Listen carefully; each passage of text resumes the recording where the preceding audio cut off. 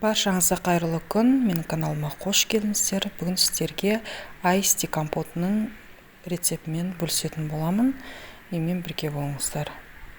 Ол үшін бізге керегі алма, апельсин, лимон. Бұларды жақсылап, жуып, тазалап аламыз. Одан кейін осылай видеода көрсетілгендей тураймыз.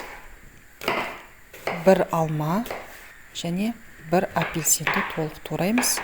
Одан кейін лимонның жартысы керек болады. Жарты лимонды тураймыз. Мен бұл жерде 5 литрге дайындап жатырмын. Бұл көрсетіліп жатқан мөлшер 5 литрге арналған. Суымыз осылай қайнағаннан кейін оған жаңағы турап алған апельсин, лимон, алмамызды саламыз.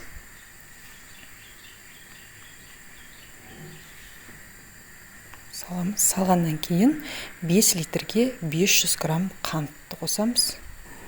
Және 35 грамм каркадені қосамыз.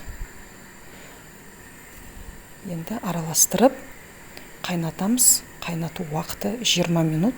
Одан ұзақ қайнатудың қажеті жоқ. 20 минут қайнағаннан кейін дайын болады.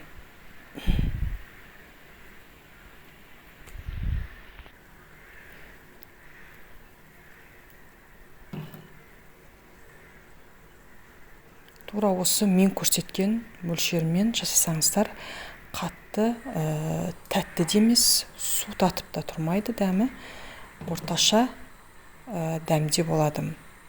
Менде 20 минут өтті. Енді астын өшіріп, газдың суығанын күтеміз. Суығаннан кейін сүзіп алып, салқындатып іше берсек болады.